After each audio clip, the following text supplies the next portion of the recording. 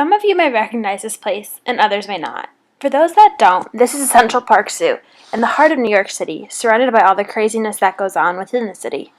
It's somewhat bizarre to think that New York would be an ideal location for a zoo, but then again, what isn't in New York? I am lucky enough to have family living in New York City, and I visited the zoo many times. The animal that always caught my attention was the polar bear, and has become one of my favorite animals ever since. Gus the polar bear was one of the icons of the Central Park Zoo. Gus first came to the zoo in 1988 and stayed there until his death in 2013. Gus was famous, or rather infamous, for his depression and anxiety, which ultimately led to him being medicated on Prozac, not unlike a lot of New Yorkers. This is where I went to high school in Keller, Texas. My senior year, I took an environmental science class that I initially thought would be a blow-off class, but it had a huge impact on my life and my entire perspective on the big picture of things, specifically the environment. The current environmental status is a global issue. When we consider the AMBVDs of intercultural communication, many different cultures and countries around the world had different AMBVDs about different aspects of the environment. Some of these views are quite different from our own. In Eastern countries, the environment reflects different religious beliefs. In China, the qi is energy, seen as a vital life source of all people. Each individual radiates qi, both positive and negative, and this force comes from within the environment, surrounding the believers. Tai Chi is a popular form of exercise that attempts to harness all the positive energy and flow from the environment in order to create harmony. Humans have a duty to keep the environment clean and harmonious. As you can see, China has an incredible amount of smog produced from their industrial factories. The smog is often so thick that people have to wear masks when walking in public.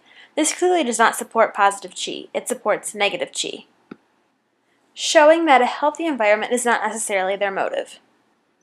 In India, the Ganges River is holy to followers of Hinduism.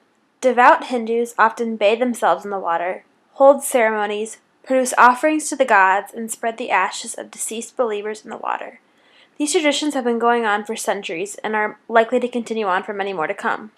Because of these many festivities, the Ganges River has incredibly dirty water. The main problem with this is that the Ganges is also the main source of water for millions of Indians. All the matter and objects that enter into the river affect the people by drinking, cooking, or cleaning with it.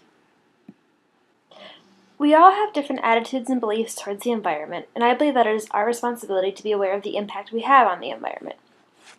Almost all of the entire scientific community acknowledges that the Earth is changing, in large part due to human activity. This is not surprising considering the billions of people across the globe. With that many people, there are bound to be some consequences and repercussions, but we have shown that when we are motivated, we can make a positive difference. Unfortunately, our actions end up hurting others the most. As you can see from this picture, the Arctic was much larger back in the late 1970s. The melting of the Arctic is predicted to have severe impacts on the world, specifically the coastal regions. Rising sea levels are expected to alter the geography and boundaries of countries, including the United States.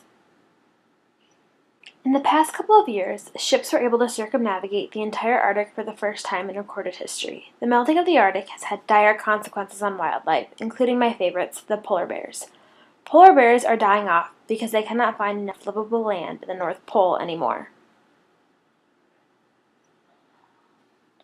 In the U.S., we believe that the eagle stands as a powerful symbol of American culture. The eagle symbolizes our freedom, bringing all Americans together. Because of this, we see the eagle as a sacred animal. A few decades ago, the eagle was placed on the endangered species list, with the fear that it may go extinct. People had no clue why the eagle was dying off, until they realized the environmental impact of a chemical used on farms. DDT was discovered to be toxic to eagles after it was proven to be ingested by eagles through the food chain. In 1972, DDT was banned, leading to the revitalization of the eagle. This success story goes to show that when we have the motivation, we can solve any problem.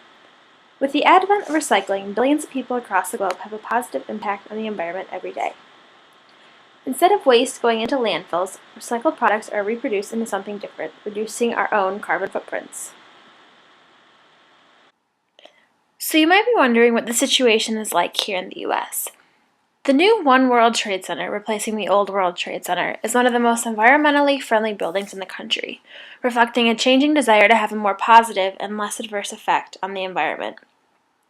Lots of attitudes have shifted, acknowledging the fact that things need to change in order to have a more sustainable environment and future going forward.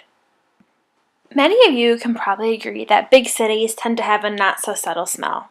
It's hard not to notice some of the stenches when you're walking down the street.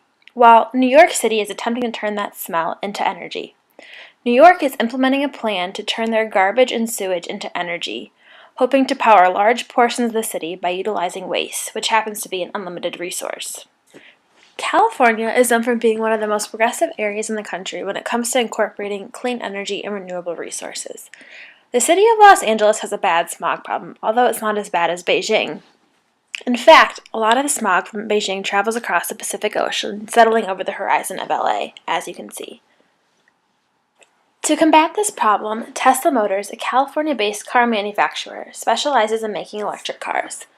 This is a picture of the Tesla Model S, an electric sports car that is quickly becoming one of the most popular cars on the road. It has won numerous awards both in the US and around the world for its performance and ingenuity. So what's the point of all this? It just goes to show that if we change our attitude towards the environment and are motivated to make a difference, we really can change the trajectory of the environmental doom predicted by the scientific community. Our current AMBVDs do not support a sustainable environment for our own generation, much less the future generations to come. With a little work, we can correct our harmful beliefs that the environment can handle our lifestyles. That way, our furry friends like these guys will have a home for many generations to come. Thank you for your time today.